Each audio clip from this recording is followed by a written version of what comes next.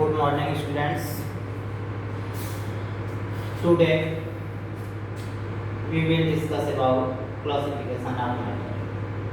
मैं first video से पहले बेसिक कंसेप्ट ऑफ केमिस्ट्री से बनाया था। अगर उसे आप लोग नहीं देखें तो उसका लिंक इस वीडियो के नीचे दिया जाएगा, उसे जरूर देख लीजिएगा। अभी हम बेसिक कंसेप्ट में चल रहे हैं। जो हमारा बेसिक कंसेप्ट है, it is related to our previous knowledge. ये हमारे प्रीवियस नॉलेज से रिलेटेड है, जो आप लोग क्लास 10th में भी पढ़े होंगे, 9th में भी पढ़े होंगे। ठीक है, तो क्लासिफिकेशन ऑफ मैटर में हम कल या नेक्स्ट वीडियो में, जो फर्स्ट वीडियो हम बनाए हैं इसका, उसमें हम दे चुके हैं माइंड मैप, जिसमें हम एक स्पेस डायग्राम बनाए थे मैटर का क्लासिफिकेशन के लिए। तो उसमें पहला हमारा था, इसे हम दो तरह से डिवाइड करते थे। फिजिकल क्लासिफिकेशन, कौन सा पहला हमारा क्या था? Physical classification. तो जो फिजिकल क्लासिफिकेशन है, इसमें हम आप लोगों को बताए थे कि जितने भी सब्सटेंस हैं इन्हें हम मोस्टली थ्री पार्ट में डिवाइड करते हैं: सॉलिड में, लिक्विड में और गैस में। ठीक है, तो सॉलिड, लिक्विड, गैस में जो क्लासिफिकेशन किया जाता है काइनेटिक थ्योरी के सिद्धांत पे, प्रिंसिपल पर किया जाता है। क्यों? क्योंकि जो कांस्टेंट पार्टिकल्स ऑफ मैटर होते हैं, they are generally in motion. ये हमेशा किसमें होते हैं? मोशन में होते हैं। तो मोशन में होने का रीजन होता है किसमें किस टाइप का मोशन है, उसी के आधार पर हम इसे डिवाइड कर दिए। जैसे सॉलिड है, लिक्विड है, गैस है। मैटर का डेफिनेशन तो छोड़िए, मैटर में तो आप लोगों को पहले ही बता दिया गया था कि एनीथिंग व्हिच हैज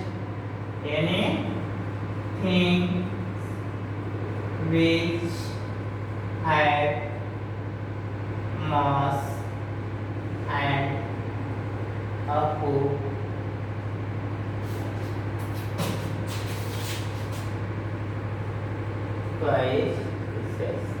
ये तो सब में आएगा, सॉलिड, लिक्विड, गैस में भी।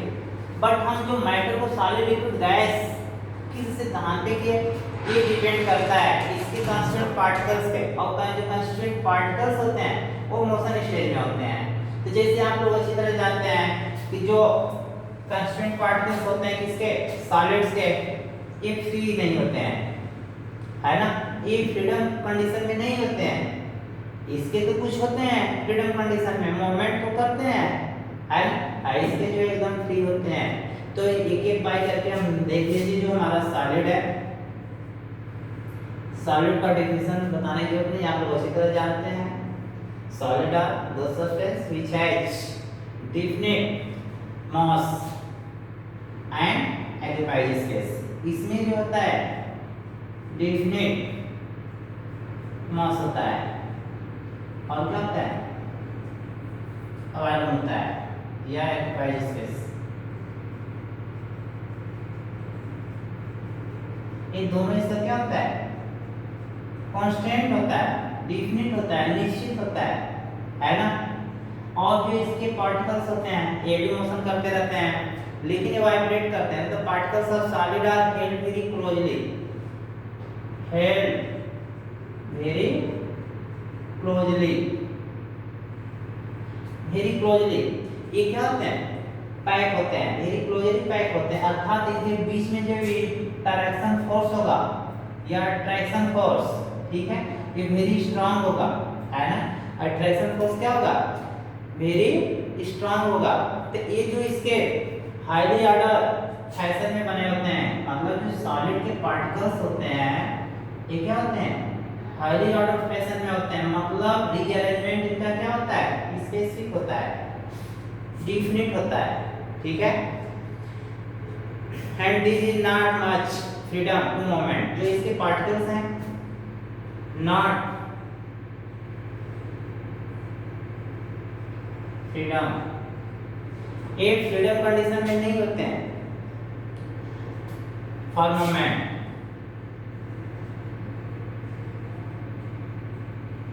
तो इस तरह से आप देख रहे हैं सॉलिड के जो अट्रैक्शन फोर्स है, कौन सा? अट्रैक्शन फोर्स वेरी स्ट्रांग होता है। इनके बीच लगने वाला ट्रैक्शन फोर्स स्ट्रांग हो गया। एक closely held, very closely pack होते हैं, मॉस और एक्यूपाइड स्पेस इसका डिफिनिट होता है। Their particles not in freedom condition for moment, ये फ्रीडम कंडीशन में नहीं होते हैं मोमेंट के लिए। तो इस तरह से हम काइनेटिक थ्योरी के आधार पे कह सकते हैं जो इसके पार्टिकल्स होते हैं, ठीक है, सपोज दैट मान लीजिए पार्टिकल्स है, ठीक है, तो ये मूवमेंट तो करता है, मूवमेंट तो सभी पार्टिकल्स करेंगे, लेकिन अपने ही स्थान पे टिक जाए, मतलब ये ऑसिलेट होगा, वाइब्रेट करेगा, वाइब्रेशन, ये वाइब्रेशन करेंगे, वाइब्रेट होते हैं, न कि लोकोमोशन करते हैं या मूवमेंट करते हैं उसमें, ठीक है। तो ये इसके पार्टिकल्स हैं, यही कारण होता है कि जब आप देखते हैं इसका शेप ये डिफिनिट होता है, जो भी पार्टिकल्स हैं एक दूसरे से वेरी क्लोजली पैक होते हैं, इतने पास पास होते हैं कि ये फ्री नहीं होते हैं मूवमेंट करने के लिए, बट मूवमेंट तो करते हैं, ऑसिलेशन करते हैं, मतलब ऑसिलेट होते हैं, वाइब्रेट करते हैं अपने ही स्थान पे। इस तरह से जिस कंडीशन में, जिस वेसल्स में से हम रखते हैं किसी भी सॉलिड को, उसी का वो रूप पकड़ लेता है, पकड़ता नहीं, उस अपने ही ओरिजिनल फॉर्म में पड़ा रहता है उसमें, है ना, ये अपना शेप साइज ये सब चेंज नहीं करता है। तो इस तरह से हम सॉलिड का डेफिनेशन दिए। सेकेंड देखिए लिक्विड, क्या है लिक्विड। तो लिक्विड थोड़ा सा डिफरेंट हो गया, बस इसके ही एटम के विषय में देखिए, जो इसके एटम होंगे थोड़ा सा लूजली पैक होते हैं, ये भी होते हैं पास पास, बट कैसे, अगर कंपैरिजन किया जाए किससे, सॉलिड से, तो there atom are very closely then solid substance, solid की अपेक्षा इसके पास होते हैं, लेकिन उसके अपेक्षा क्या है, दूर दूर है। इसके तो ठीक है, इसके पास पास है सॉलिड के, लेकिन इसके क्या है, उसके कंपैरिजन में दूर है। तो इस तरह से इनके बीच में जो हमारा लगने वाला, देखिए ये इसमें मास तो कांस्टेंट हो गया, डेफिनेट मास, बट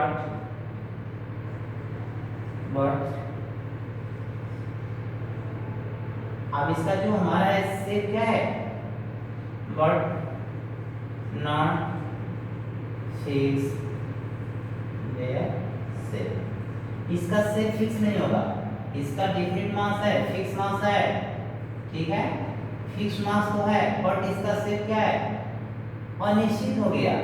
क्यों अनिश्चित हो गया, क्यों, क्योंकि इसके बीच में जो ऑपरेटिंग फोर्स है, कौन सा फोर्स है, ऑपरेटिंग फोर्स, या इनके बीच में लगने वाला बॉन्ड, बनने वाला बॉन्ड, इसकी अपेक्षा क्या है, लार्जर है, वीकर है, अर्थात ये भी कर सकते हैं। दूसरा ये अनफिक्स हो गया ना, अनफिक्स होने का क्या कारण है, ये फ्रीडम कंडीशन में है, their particles are in freedom for moment, ये फ्रीडम कंडीशन में होते हैं।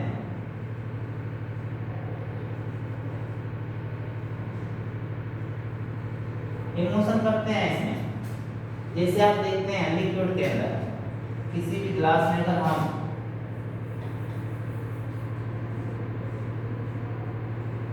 जल को भर दिए है,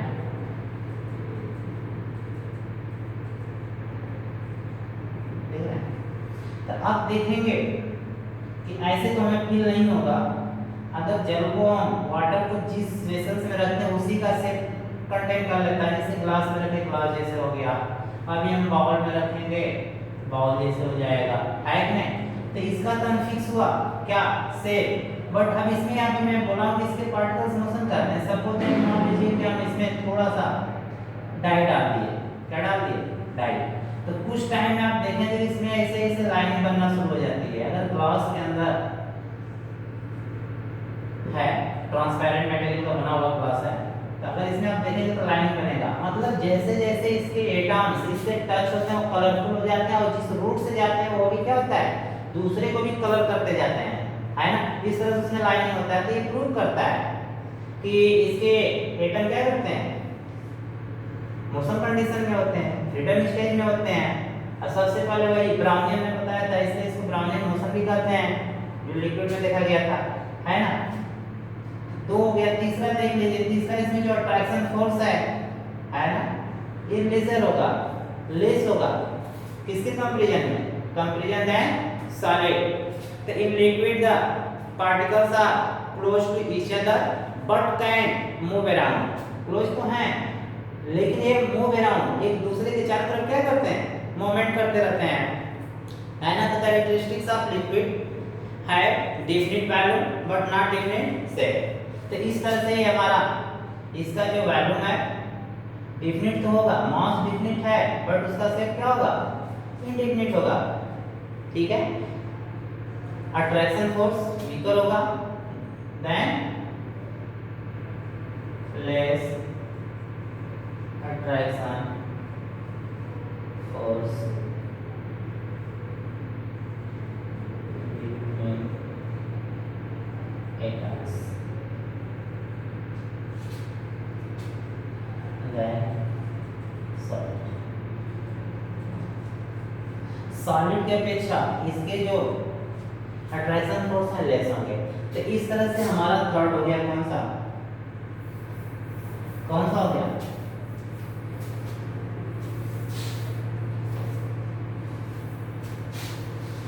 लिक्विड, सॉलिड, लिक्विड। और हमारा थर्ड है गैस, गैस, गैस को देख लीजिए। तो जो गैस है ये देख रहे हैं दोनों से डिफरेंट है। कैसे डिफरेंट है, काइनेटिक एनर्जी देखिए किसकी अधिक होती है, इसके टर्म से पास। मैं अभी बताया कि जो हम मैटर को डिवाइड करते हैं सॉलिड, लिक्विड, गैस को काइनेटिक थ्योरी के आधार पे, इसके एटम्स के पास कम था इसके लेस मोमेंट कर रहे थे, इसमें ज्यादा था इसलिए उससे ज्यादा मोमेंट कर रहे थे, इसके पास सबसे अधिक है। तो जब सबसे अधिक है तो निश्चित है इसके जो पार्टिकल्स होंगे they can move very fast, बहुत फास्ट मूवमेंट करेंगे।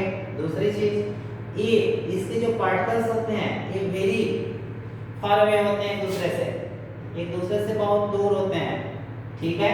तो इस तरह से इसका डेफिनेशन आप लिख सकते हैं, इन gas the particles are far apart in gas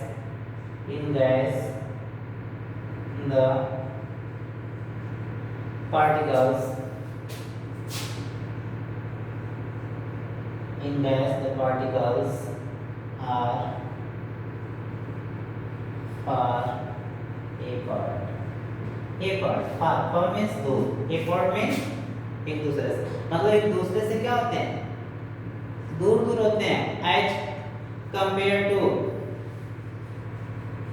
those present in solid and liquid, है ना।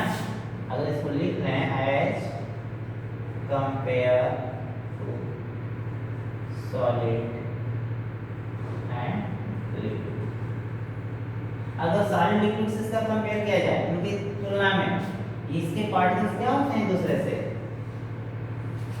फॉर अपार्ट, एक दूसरे से क्या होते हैं, दूर दूर होते हैं, ठीक है। तो जो हमारा अभी गैस चल रहा है, अब इसमें एक चीज और देख लीजिए, ठीक है। तो ये जो होते हैं इजीली मूवमेंट करते हैं और वेरी फास्ट करते हैं, है ना। ये फ्रीडम कंडीशन में होते हैं भी। अट्रैक्शन फोर्स इसमें वेरी लेस अट्रैक्शन फोर्स होगा, या उसको हम कह सकते हैं निग्लिजिबल अट्रैक्शन फोर्स होता है। क्या होता है, निग्लिजिबल अट्रैक्शन फोर्स होता है। तो इस तरह से आप कह सकते हैं कि जो गैस का शेप और वैल्यू है कोई भी इसका क्या है, फिक्स नहीं है। तो लिख सकते हैं आप gas has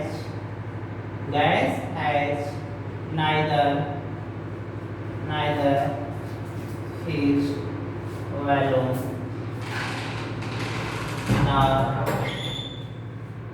nor fixed shape, न तो इसका फिक्स वैल्यू है न इसका फिक्स शेप है। तो इस तरह से ये तो आपके प्रीवियस नॉलेज से रिलेटेड था, ये क्लियर हुआ हमारा first classification on the basis of physical properties. अब सेकेंड हम पॉइंट लेके चल रहे हैं आप लोगों को केमिकल प्रॉपर्टीज के आधार पे। तो I request you to pause this video and note magnus. Second देख लीजिए,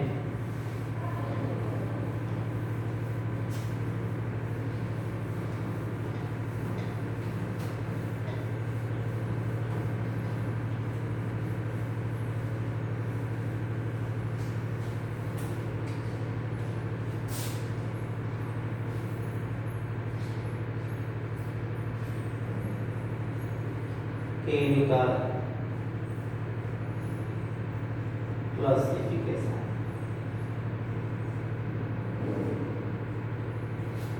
केमिकल क्लासिफिकेशन क्या है इसे चेक करेंगे।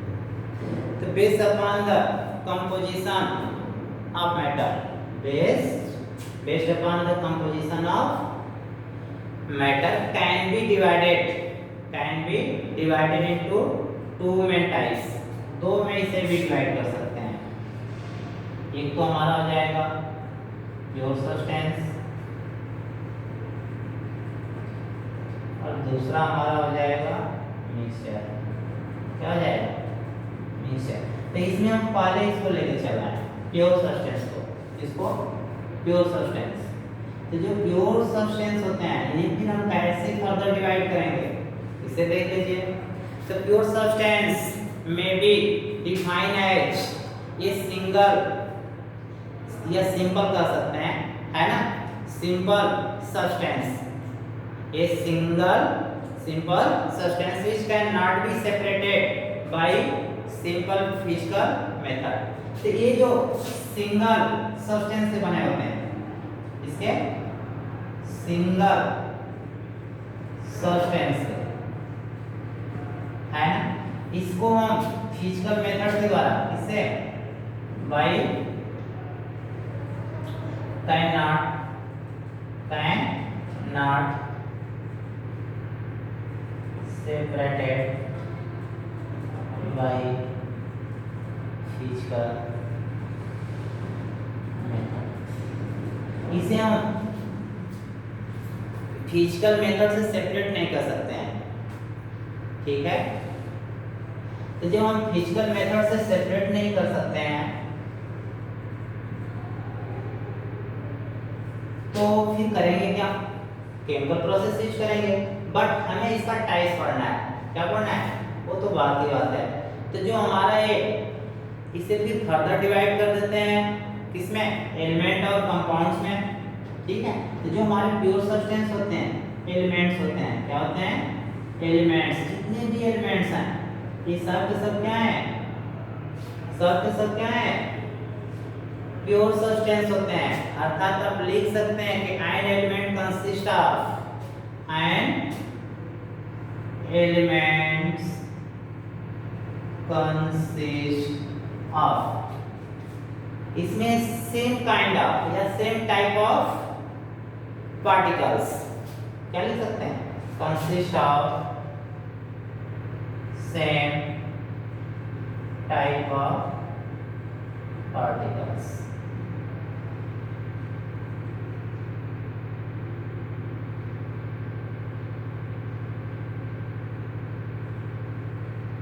सेम टाइप ऑफ पार्टिकल्स से बनकर बना होता है। ठीक है, तो these particles may be atom or molecules हो सकते हैं। Same type of particles, these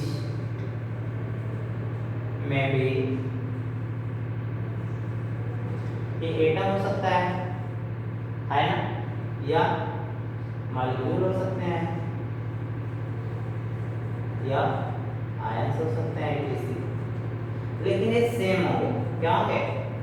same होंगे। तो जो एलिमेंट होते हैं ये same kind of properties, kind of particles के होते हैं। ठीक है, तो इस तरह से जो हमारे एलिमेंट्स होते हैं बहुत से हैं। आप जानते हैं इसमें मॉडर्न टाइम में कितने हैं? 118।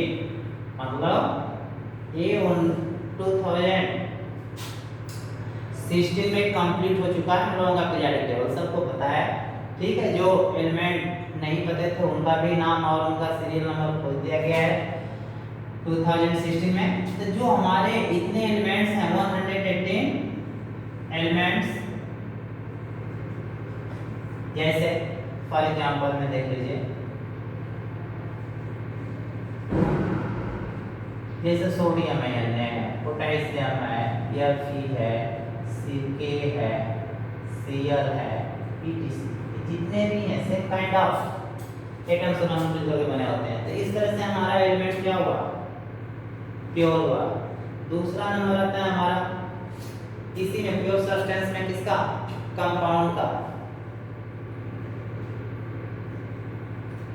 ठीक है।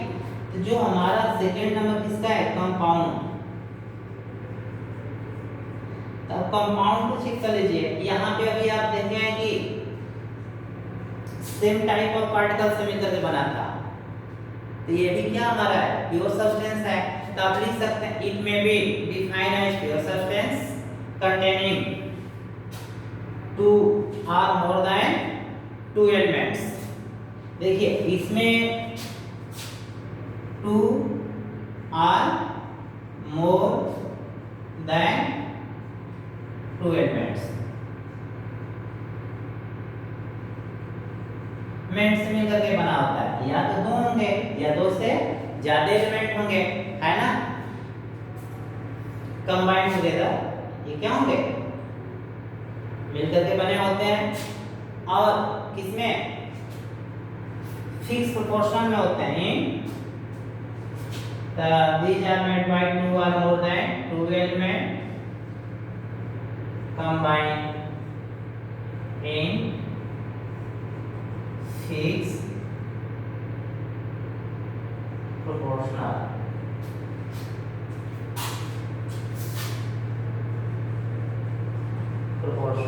by mass या बाई वेट, ठीक है, बाई मास कर लें या बाई वेट कर लें, ठीक है। इसको हम लिख सकते हैं बाई वेट ही कर लीजिए इसको, बाई वेट, ठीक। और एक चीज और है, इसे हम डिकम्पोज कर सकते हैं। It decompose in their constituent elements, ये अपने कंस्टिट्यूएंट एलिमेंट्स में क्या कर सकता है, ब्रेक डाउन हो सकता है, टूट सकता है by the chemical process, chemical process के थ्रू। तो जो हमारे कंपाउंड हैं ये बहुत से हैं, ठीक है। तो सुटेबल केमिकल मेथड से हम तोड़ भी सकते हैं। तो इसमें जो आप देखते हैं कि जो हमारा कंपाउंड है जनरली आपको 2 टाइप में मिलता है, या तो इनऑर्गेनिक है, इनऑर्गेनिक, या फिर ऑर्गेनिक। देखिए 2 तरह का, या तो इनऑर्गेनिक होगा या तो ऑर्गेनिक होगा, ठीक है। तो जैसे इनऑर्गेनिक में आप देखते हैं कि ऑर्गेनिक सब्सटेंस क्या होते हैं, तो लिख सकते हैं these are compound which are obtained from non-living things, these are compound, these are compounds which obtained from which is obtained from non-living things, non-living things or mineral, ये भी हो सकता है। मतलब इसे हम किससे, नॉन-लिविंग थिंग से प्राप्त करते हैं या मिनरल से। तो जो इनऑर्गेनिक सब्सटेंस होते हैं ये बहुत से हैं। जैसे एग्जांपल में आप लोग जानते हैं, क्या जानते हैं, देखिए एग्जांपल, जैसे अगर H2O है, इसको क्या कहते हैं, H2O हमारा क्या है, इनऑर्गेनिक सब्सटेंस है। CO2 क्या है, इनऑर्गेनिक कार्बन तो है, बट एक ऑर्गेनिक कंपाउंड के प्रॉपर्टीज को फॉलो नहीं करता, so it is also inorganic compound.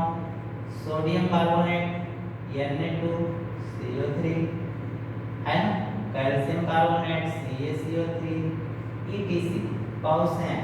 ये भी कार्बन है लेकिन इसे आप नहीं कर सकते हैं क्योंकि वो भी इसकी प्रॉपर्टी को शो नहीं करेगा, ठीक। तो इस तरह से इनऑर्गेनिक हो गया हमारे कंपाउंड में। ये भी प्योर है जितने भी, चाहे वो सी वाटर हो या ड्रेन वाटर हो या वेल वाटर हो या रिवर वाटर है, लेकिन वाटर उसका कंपोजिशन देखा जाए तो H2O ही होगा, ठीक है, इसलिए उसे हम प्योर कहते हैं। ठीक, फिर है नेक्स्ट हमारा point organic compound. Organic compound these are compound which are present in plant and animals. लिख लीजिए इसे, these are compounds which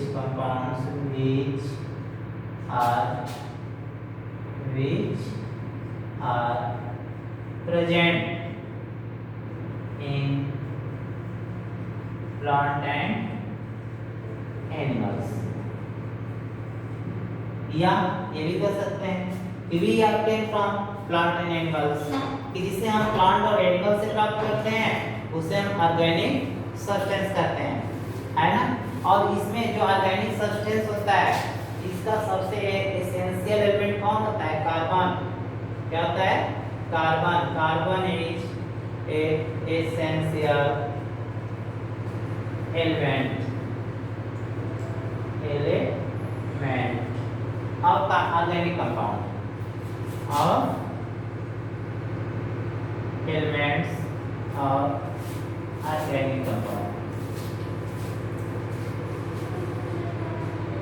तो जो ऑर्गेनिक कंपाउंड होते हैं इसका एसेंशियल एलिमेंट कौन होता है? कार्बन होता है। तो कार्बन जिसमें प्रेजेंट होता है उसे हम कहते हैं क्या है? ऑर्गेनिक कंपाउंड है। बट अभी मैं आपके सामने लिखा हूँ कि CO2 कार्बन है, लेकिन उसे किसने लिखे हैं? इनऑर्गेनिक में लिखे हैं। CaCO3 में भी कार्बन है, उसे भी कहाँ लिखे हैं? इनऑर्गेनिक में। इसे क्यों नहीं कहा जाता है कि ऑर्गेनिक है? Because carbon dioxide, calcium carbonate, it can not follow the property of organic compound. इसकी प्रॉपर्टी को फॉलो नहीं करते हैं, ठीक है। सो उसको हम उसमें रख दिए। इसकी और भी प्रॉपर्टीज हैं, क्यों नहीं, ये आप लोग क्लास 10 में पढ़ाएंगे, ठीक। तो यहाँ पे ऑर्गेनिक सब्सटेंस के भी बहुत से एग्जाम्पल हैं। वो कौन कौन से हैं उसे भी देख लीजिए। जैसे कार्बोहाइड्रेट है, प्रोटीन है, आयंस है, ये सब इसी में आएंगे। अभी मैं बताया ना कि किससे प्रेजेंट होते हैं, ठीक है। फॉर एग्जांपल जैसे यूरिया है, यूरिया ये भी है। क्या होता है? NH2 CO, है ना। ये यूरिया का फॉर्मूला है। यूरिया है, कार्बोहाइड्रेट है, कार्बोहाइड्रेट्स, फैट्स, प्रोटीन, etc। ये सब क्या है? ऑर्गेनिक कंपाउंड होते हैं। क्यों ऑर्गेनिक कंपाउंड है? क्योंकि उसमें क्या है? अब यहाँ से भी इसको आप डिवाइड कर सकते हैं, लेकिन ये आगे आप लोग डिवाइड करके पढ़ेंगे, इसलिए नहीं पढ़ाना चाह रहे हैं। क्योंकि जो जनरली इसमें जो हमारा हाइड्रोकार्बन होते हैं, ठीक है, वो ऑर्गेनिक कंपाउंड होते हैं। हाइड्रोकार्बन को हम लोग जानते ही हैं, ठीक है।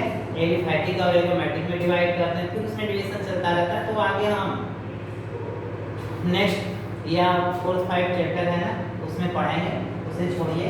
यहाँ हम ऑर्गेनिक तक आपको बता दिए। बस यहाँ पे हम लोग बेसिक कॉन्सेप्ट लेके चल रहे हैं, ठीक है। बस एक आउटलाइन हमारे दिमाग में होना चाहिए अंदर का कंटेंट समझने के लिए। और अब लास्ट पॉइंट पे हम चल रहे हैं, किसपे? मिक्सचर पे। किस पे चल रहे हैं? मिक्सचर। सेकेंड हमारा क्या है? मिक्सचर। तो जो मिक्सचर होता है इसे तो हम लोग जानते ही हैं, जिसको हम लोग देहाती भाषा में कहते हैं कि मिश्रण है ना। एक कॉम्बिनेशन होता है या 2 और मोर एलिमेंट्स का या कंपाउंड्स का which are not chemically combined together, है ना। तो इसमें जो केमिकली कंबाइन नहीं होते हैं तो इसको भी लिख सकते हैं आप, the combination of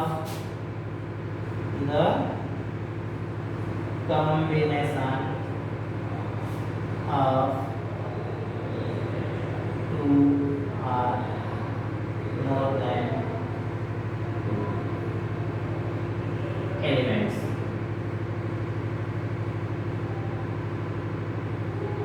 More than 2 elements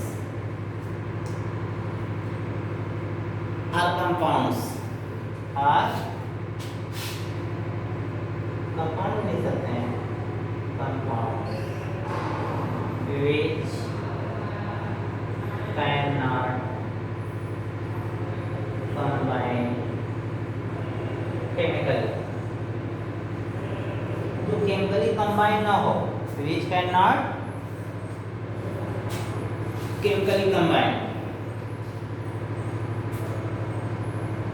ठीक है, तो जब वो केमिकली कंबाइन नहीं है तो उससे हम क्या कहेंगे, मिक्सचर कहेंगे। तो जो हमारे मिक्सचर होते हैं, ये तो बहुत से एग्जांपल है, may be also present in any proportional, इनका कोई प्रोपोर्शन नहीं होगा। इसमें भी मैं बताया कि प्रोपोर्शन में होते हैं, है ना। क्या लिखे हैं, the combination of two or more that two elements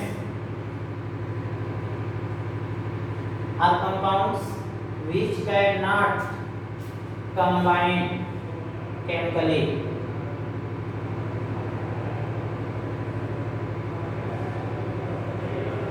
in any ratio, ये किसी भी रेशियो में हो सकता है ना, इन एनी रेशियो या एनी प्रोपोर्शन भी लिख सकते हैं, नॉट इन एनी प्रोपोर्शन।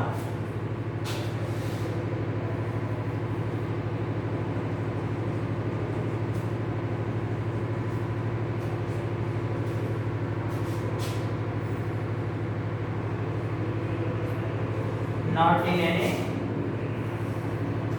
ये हम कह सकते हैं कि किसी भी प्रोपोर्शन में मिल सकते हैं, इसके लिए कोई कांस्टेंट प्रोपोर्शन नहीं होता है। क्लियर है ना। तो जो हमारा मिक्सचर होता है, अब ये भी टू टाइप हो जाता है, होमोजेनियस भी होता है, इसे फिर फर्दर हम डिवाइड कर देते हैं, होमोजेनियस और हेट्रोजेनियस। हेट्रोजेनियस देखिए दो चीजें हैं, होमोजेनियस इट मींस समान से, हेट्रोजेनियस विषम, है ना। मतलब जब हम किसी भी सब्सटेंस को एलिमेंट्स को मिक्स करते हैं, ठीक है, अगर वो होमोजेनियस हो, जिसमें कोई बाउंड्री ना फॉर्म हो, है ना, जो ट्रांसपेरेंट भी हो सकता है ना, वो एक कांस्टेंट प्रोपोर्शन में या ऐसे मिक्स हो जाते हैं।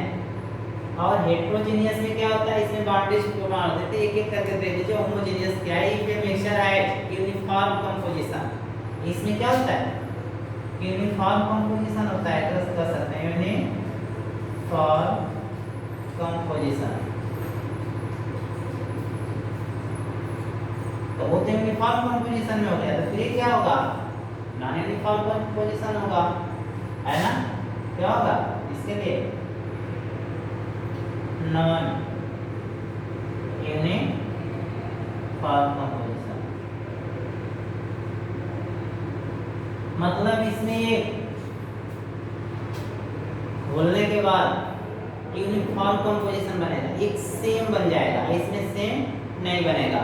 दूसरा इसमें देख लीजिए, इसमें विजुअल बाउंड्रीज होगा, इसमें क्या होगा, फर्स्ट वाले में नो विजुअल बाउंड्रीज,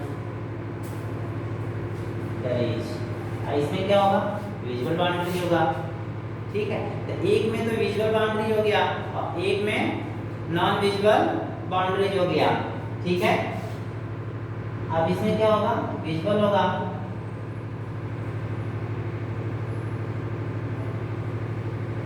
अब देखिए, तो इन दोनों के बीच में ये भी क्लियर हो रहा है कि इसमें कोई भी सेपरेटिंग लेयर नहीं होगी, इसमें सेपरेटिंग लेयर होगी। तो इस तरह से जो हम आज आप लोगों को पढ़ाए हैं बेसिक कांसेप्ट ऑफ केमिस्ट्री के क्लासिफिकेशन में, इस तरह से हमारा फिजिकल क्लासिफिकेशन और केमिकल क्लासिफिकेशन ये सब समाप्त हो गया। ठीक है, अब नेक्स्ट चैप्टर, नेक्स्ट पॉइंट हमारा नेक्स्ट टाइम मतलब थर्ड वीडियो में रहेगा, क्या, property of matter and their measurements. Okay, thank you for watching video.